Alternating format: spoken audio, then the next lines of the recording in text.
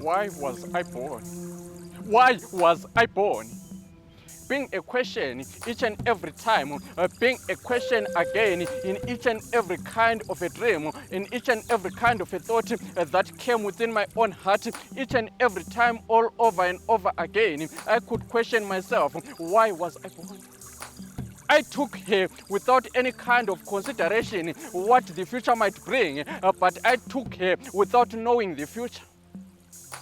I married her, and then we stayed together for a long period of time.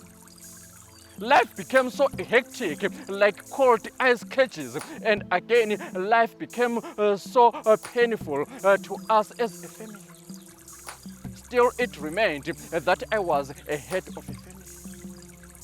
It happened that one of the days when I was still expecting nothing but the answers of my tiny short prayers, and again it was in another day when somewhere somehow I was called for an interview. Then I was blessed with a kind of a job to do nothing but do deliveries from high veld to low veld into Midlands and all over delivering goods and other kinds of plastics.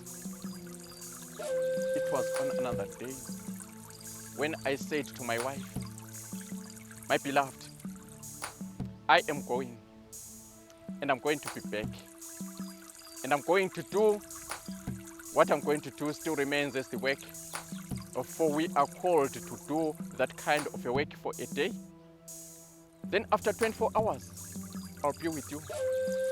And I'll be with you by the side of the bed, as I'll be whispering nothing but the words of love.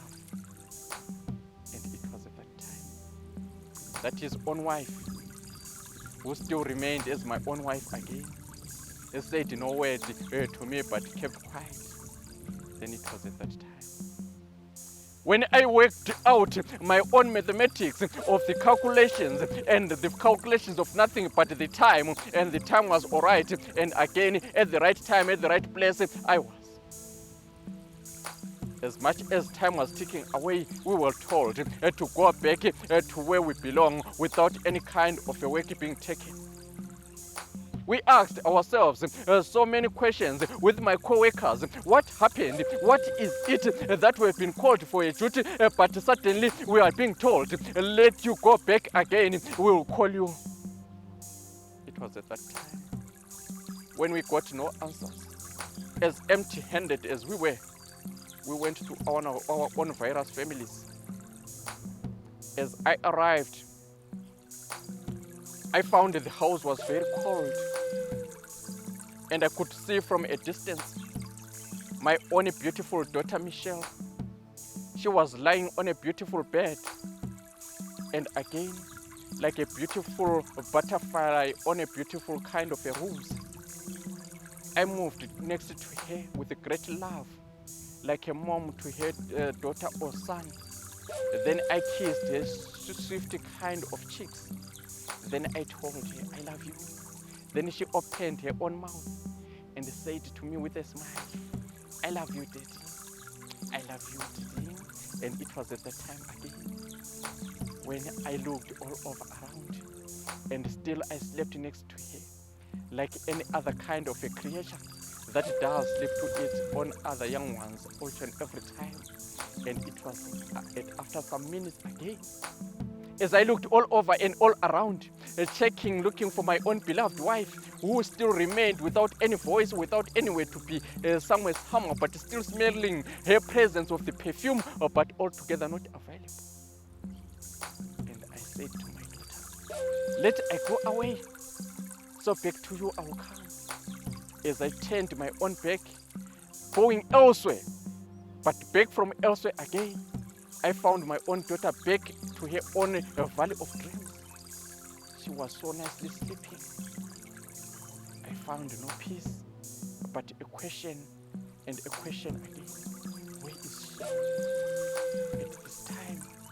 And our daughter alone, where is she? And it was at that time again, as I looked at my beautiful daughter, who still remained still in her deepest sleep, I opened my eyes and failed, after failing to sleep, and failed to say a word to her.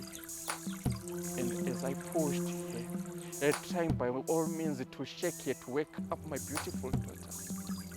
To my own great surprise, the response wasn't anything but anger. She responded not, and silence remained within my own heart, as my own heart pumped with a great kind of disbelief.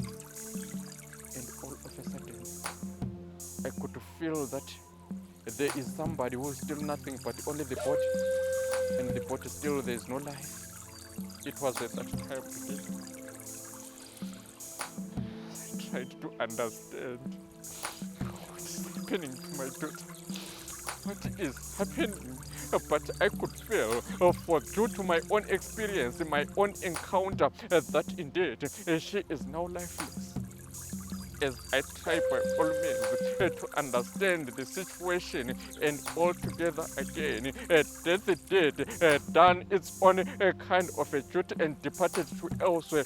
And it was at that time, as I tried to raise up my daughter's head, I saw a tiny kind of a piece of a paper written in an ink handwriting, and I could somehow still know that this is the handwriting of my own beloved wife. And I took the small kind of a letter, and altogether trying to take my concentration and my pain from the same belief of my own daughter, who is no more, and trying by all means to understand the same kind of a writing and to read the same contents of the letter. And the letter still reads, I know, my beloved, I know how you feel. I have done whatever I've done, for you treated me in a different kind of a way. And I thought today let I make nothing but kind of a revenge. I have done whatever I have done because of whatever you did to me previously. And I am saying to you, pain is pain, agony is agony, and I'm gone with my own agony. You treated me previously in a different way. And right now, I am going away. And I am going away, and know that whatever I have done, it is all because of love that has turned into sour. It's all because of your own behavior and your own past against me. And I am going away. And I do know that right here, right now, as you are reading my own kind of a letter, you are feeling the pain. And I am saying, happy is the one who has not seen you in pain. But again, I do wish that kind of an agony to remain forever and over until we meet again. But I doubt if I will meet, because I never wished to meet you. And I wish again I never met you. And again, I am in a far away place. And in a far away place, we will never meet again. And again, I am saying to you goodbye, and feel the pain of life that you did to me in a previous life.